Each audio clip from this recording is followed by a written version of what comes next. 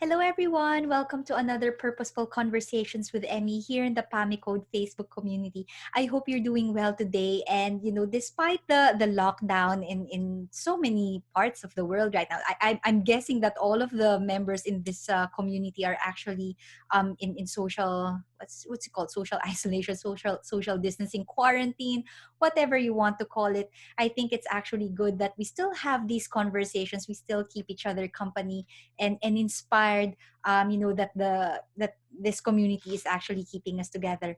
So our conversation today would be quite an interesting one because it's all about following your intuition and taking the leap of faith when that intuition actually calls and you are called to take that action no matter how scary it is. So our guest for today is a lawyer, and she took that leap of faith, and now she's doing something that she absolutely loves. So we'll be inspired. I'm really excited about this conversation.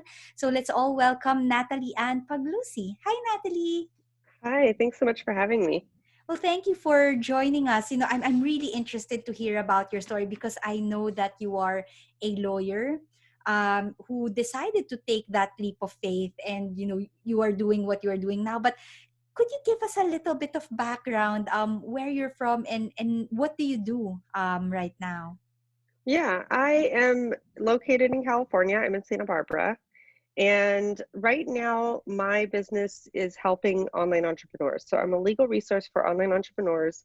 I provide done for you legal contracts and templates. And I also do trademark, copyright law, and business entities. So I help set up LLCs and corps.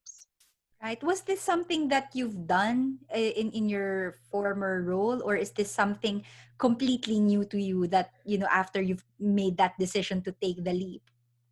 Yeah, well, I now that we're talking, I kind of realized that I took the leap a couple times. Um, I originally started my law practice working in a very small local firm with me, and originally it was me and the two partners, and then eventually a fourth attorney was hired. And I worked for them as a law clerk while I was going to law school. And then when I passed the bar exam, they took me on as as an associate, and I was with them for a number of years, and then they decided that they wanted to prepare for retirement, so we were out of a job. And for me, I was always kind of the type of person that really wanted to be a 9 to 5er. My Mm, mother was a that 9 to 5er. structure. Yes, exactly.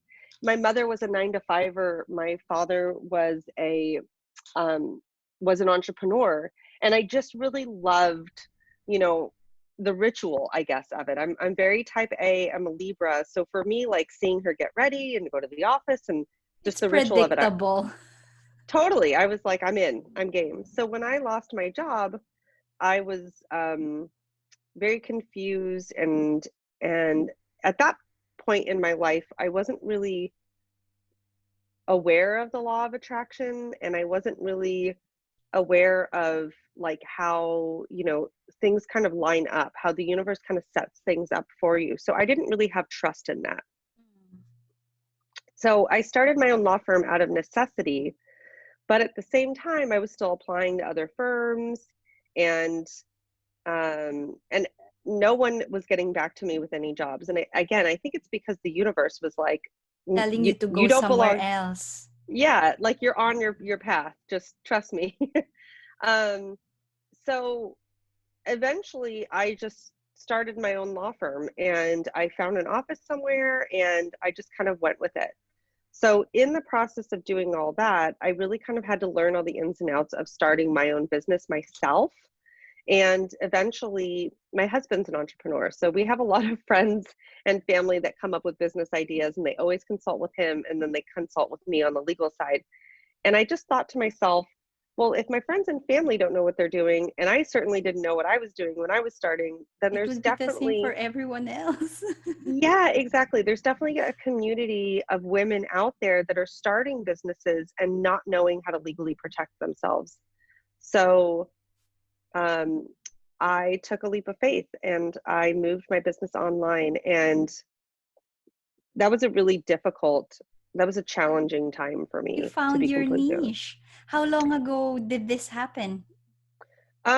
Well, that's a funny story. I actually had prepared going online and moving my business online for about 2 years, and I was just really too scared to do it.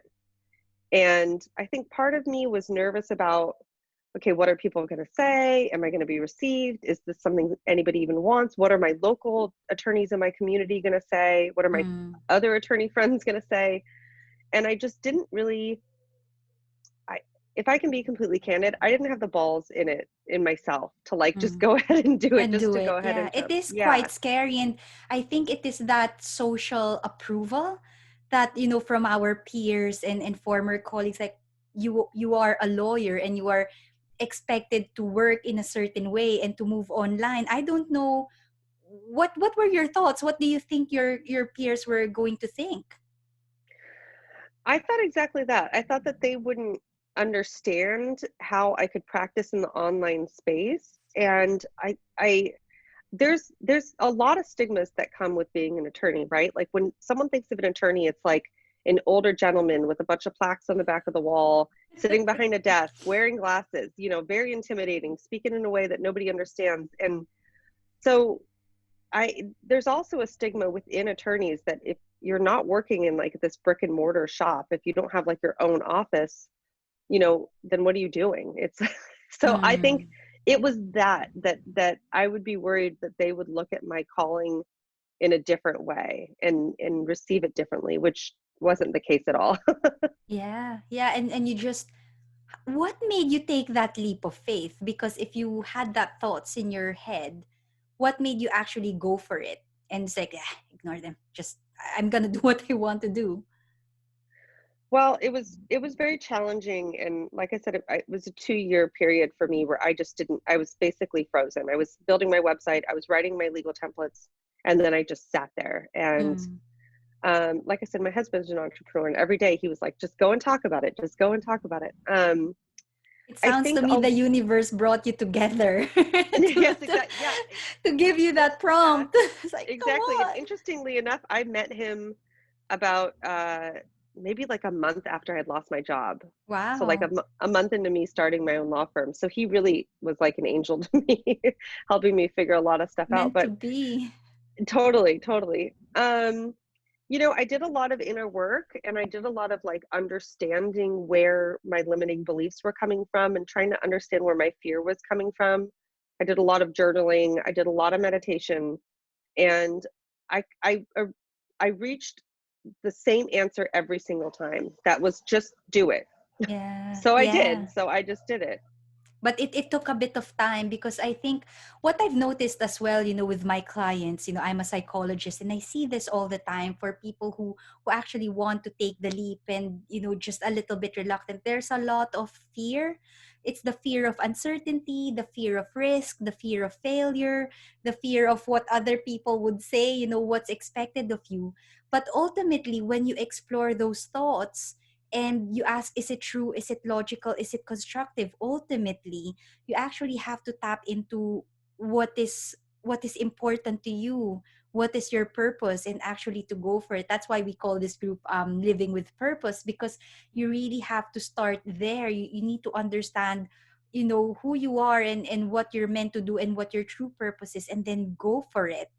Certainly, I could totally relate with what you said about, with you being a lawyer. I have a PhD in psychology. I'm in academia for 20 years, and we have this expectation of writing books and writing research articles that's traditionally published.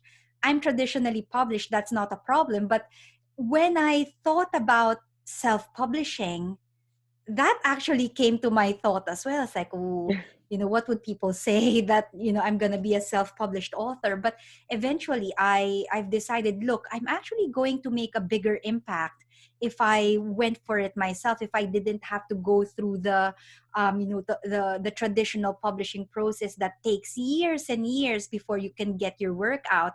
If I did it myself, I have more control, I have more autonomy, I can get it out more quickly, and I can interact more with my readers and make a bigger impact that way. So I can totally relate with what you're saying, in terms of being in a certain field where there are Mhm. expectations, but you just have to get past that and do what you have to do. And that's exactly what you did. Yeah, and if you don't really take that leap and that jump, I mean, there's so much growth within that. Like for being like traditionally published, right? Like there's this like whole process to it. But I'm sure that you've understood or related to the fact that like you get so much more growth when you do it yourself. Like that self-publishing path is a totally different. No one's holding your hand. No one's doing You're doing any it of that. yourself. You're Yeah. doing it yourself. Yeah. And for me too, like finally taking that leap of faith and finally living my purpose and living my dream and having this career that actually lights me up, that honestly in 100% I had no idea that I was going to love this as much as I do. I had no idea I was going to love being an entrepreneur. I had no idea I was going to love serving my clients in the way that I did. And for me, sometimes when you take that jump and when you take that leap of faith, it's okay, and you can, the grass can be greener on the other side, right? Like it it really can sometimes. Yes, yes. And especially when you do it in a way where you're soul aligned, and when you do it in a way that just connects with yourself. And it took me so long to really figure that out because I had let all the fear and my limiting beliefs just kind of get in the way of Told that. But you. when I finally cleared all that out and I realized I'm just going to do it. Like I'm still scared. I still have my limiting beliefs, but I'm just going to do it and see what happens. And if nobody receives it, then You no big tried. deal.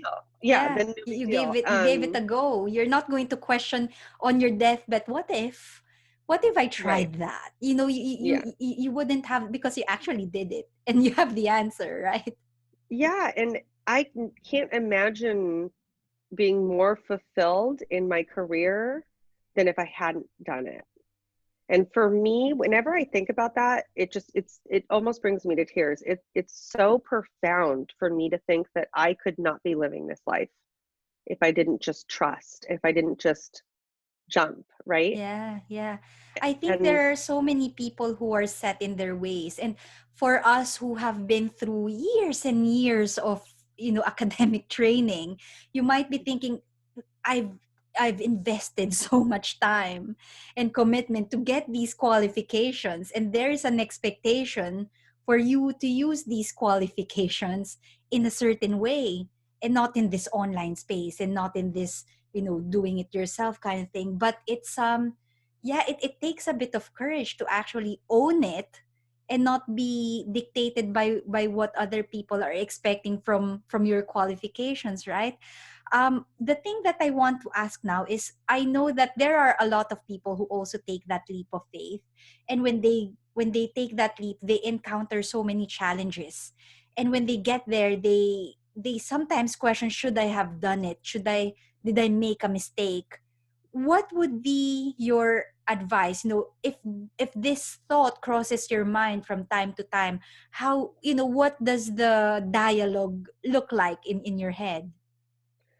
well, I think nothing is a mistake because I think even if you take the leap of faith and you're against so much adversity and challenges, you're learning something about yourself. You're learning something about your business.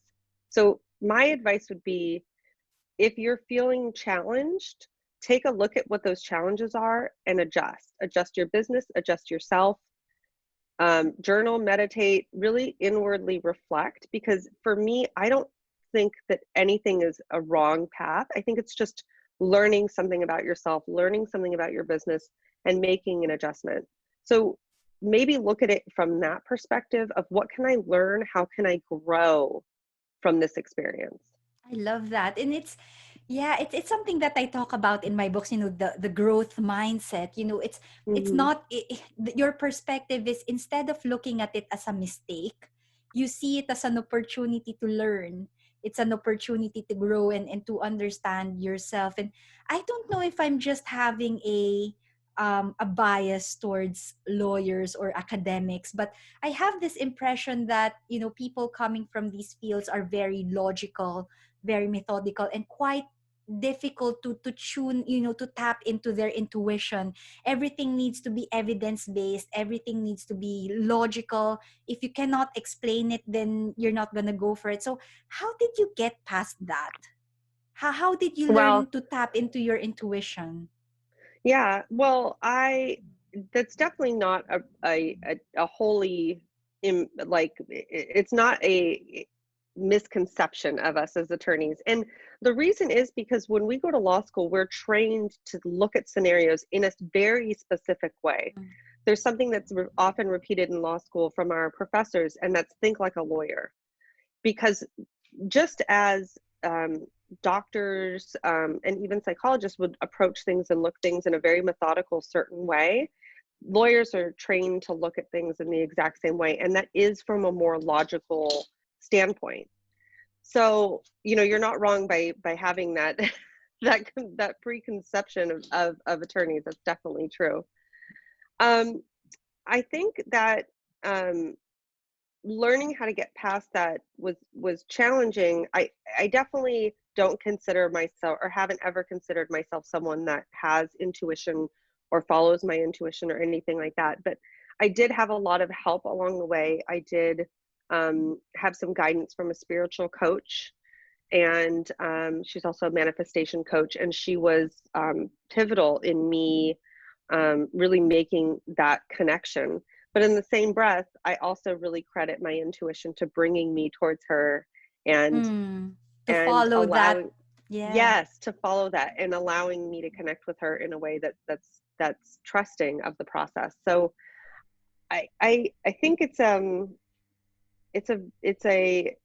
a challenge if you're very logical left brain to learn how to trust your intuition and tap into your intuition. But there certainly are so many tools online, just kind of like listening to your body and trying to figure out, like, whenever you feel something that's like a hell yes, right? What does that You feel can like in your feel it. body? It gets you Yes. excited, right? Yeah, and just noticing that more, just being more mindful about, okay, when you feel something that's like a hell yes or a hell no, when you feel that, then take a pause for a half a second and say, okay, what does that feel like in my body? And the more you do that, the more that you'll start learning how to trust, what your body and your intuition are trying to tell you. Wow. Taking it from a psychologist perspective, I'm a behaviorist. So these, you have like learned behavior. It's almost like trying to unlearn old habits and creating new ones. And when you try to learn how to tap into your intuition, it's, as we said, it's recognizing how your body reacts, how it responds. And the more you practice that, the more it becomes natural. And Hmm. the more you, yeah, the more you tap into it and let that inform what you are going to do next. But what I liked about what you said is you recognize that it's probably not something that comes natural to you, so you sought out support. You had someone to coach you and to guide you and to help you. I don't know if you call it a skill, if it's like, you build your skill as, someone who recognizes intuition, and you ask for someone for help. And I think this is a true reflection of your um, desire to grow. It's really hardwired in you to have that growth mindset, and it's manifested in the way you interact and in the way the way you behave. Yeah, and I think, I mean, you probably understand as academics, like, there's always something more, right? We always like, I've been out of law school for quite some time now, but I always am like, I need a new book. I need to learn, and I need to take a course. Like, there's always this like thirst for learning something else, whether it's within my field or outside of my field. And I still do a bunch of online courses to hone my skills as an attorney, but I'm sure that you can relate with that. Like, Oh, there's always just like, certainly. I mean, since the time that I took the leap nearly about 2 years ago from academia, I also made that decision. Like, I feel quite limited in academia, and I feel as if I could contribute more if I mm-hmm, had my own business, if I wrote my own books, if I built my business online. I learned so many things. mm-hmm, Building your website, copywriting, mm-hmm, content marketing, and PR. I used to be terrified, when it comes to podcasting, Facebook lives and all that. But after a while, because of the practice, the repetition, it becomes natural. And for me, as a result, I'm growing as a person. I'm still learning to follow my intuition, I have to say. I have a spiritual coach as well, and helping me to actually uncover that, and learn that. But I can see myself growing in so many different ways when I've decided to take that leap. In your case, what sort of skills and knowledge did you get, since the time that you decided to build your own business? Oh gosh, so many. I learned so much. Like all the things that you mentioned, marketing, email marketing. I built my own website. I mean, it's Squarespace, but still, that was Oh that was a yeah, challenge yeah. for me. The content and the Um, templates and yeah, content writing, and also just a lot of like, online communication, and that interpersonal relationship is way different than if you're, face to face to face to face. someone. Yeah, and I've traditionally only met with clients face to face. So to make that shift for me, I wanted to find a way to connect and honor my clients and honor their journey, but doing it behind a computer screen. So that was a skill that I definitely had to learn, was, to because sometimes when you get off of like a Zoom call or something, you leave, and it's not the same like warm, fuzzy feelings as if you saw. I mean, obviously everyone's feeling that right now because we're all in social isolation, but so really learning how to connect with my clients from behind a computer screen, I think was the most valuable thing that I learned. Mm, yes. Well, in terms of, yeah, having a business in the online space, I think also building that rapport in nurturing the relationships, I think could take a little bit more time when it comes to building your online business. And certainly because your market is bigger, because it's international, it's not a local business anymore. You can reach people from New Zealand and other corners of the world. And it's having that connection, understanding the cultural differences, being mindful of the Hmm. time zone as well. There's so much that we can learn, and we grow professionally and personally when we actually do take that leap.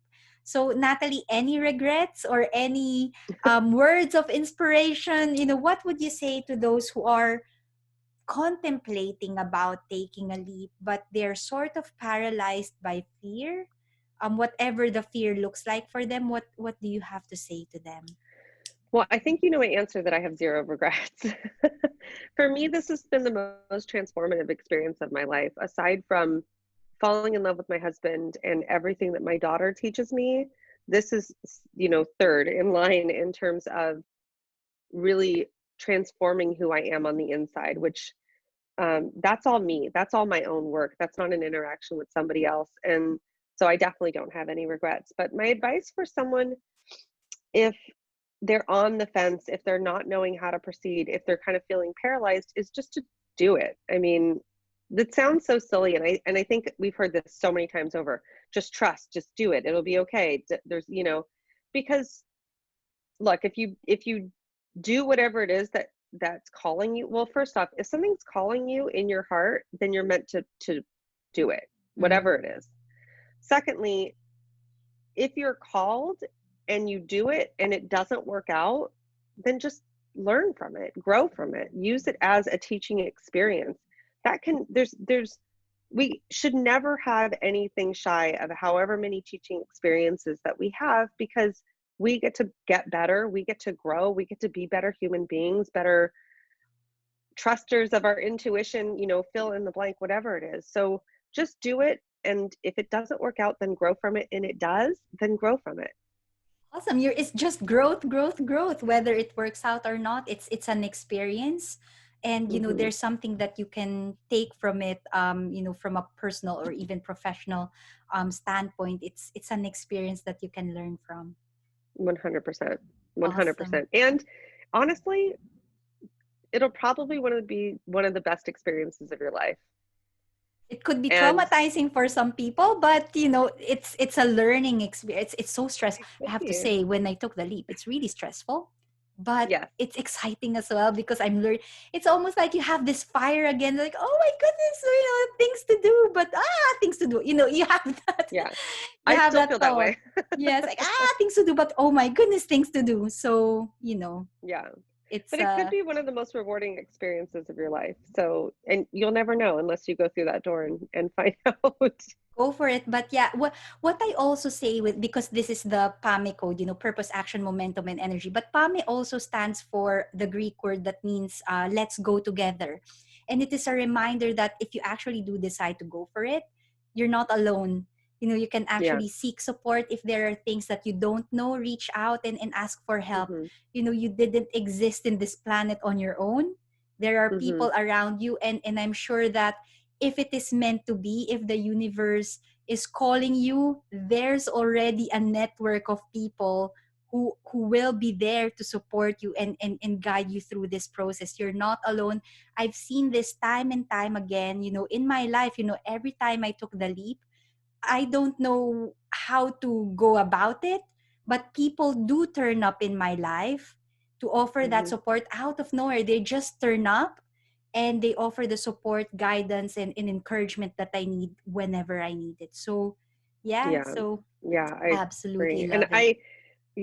I certainly had help from my spiritual coach, and my family supported me as well, and friends, but also, you don't have to hire anyone. You can find really supportive groups that are Mm. free and find people that are going through the same things and create your own communities. And you're right, you don't have to do this on your own. You certainly, especially, in these days, like you can connect with people from all across the country and all across the world and really find support and connection. So, yeah, that's a Wonderful. really wonderful. Thank you, Natalie. So, speaking of connection, if people want to reach out to you and connect with you, where can they find you? I am most active on Instagram, which is just my handle's at Natalie Puglisi. It's Puglisi. And I do have a website that you can go to as well, and we can connect there. And that's just nataliepuglisi.com. Awesome. Well, thank you very much, Natalie. And thank you, everyone, Thank for you. tuning in. I hope that you found this conversation helpful. So, if you've been on the fence, if you have this calling that you have to take the leap, but if you are paralyzed with fear, or, maybe it's the fear of taking the risk, maybe it's the fear of failure, the fear of, what other people would say. If you follow your intuition and if you really have that strong gut feel that this is what you're meant to do, just do it, go for it. The questions will be answered as you go, and all the skills, the knowledge that you need to have to make things work, it will come to you eventually. But until you actually do it, you're never gonna know what's going to happen. So yes, follow Natalie's advice, go for it. And if you need any support, reach out to those people who might be able to support you in the process. There are communities like in our community here. If you're having like mindset blocks, or if you're feeling that you're being overwhelmed and so on, we are here. Just feel free to reach out and we'll be here to support you. So thank you once again, Natalie. Thank you, everyone. And I hope you stay well. Take care and bye for now. Bye.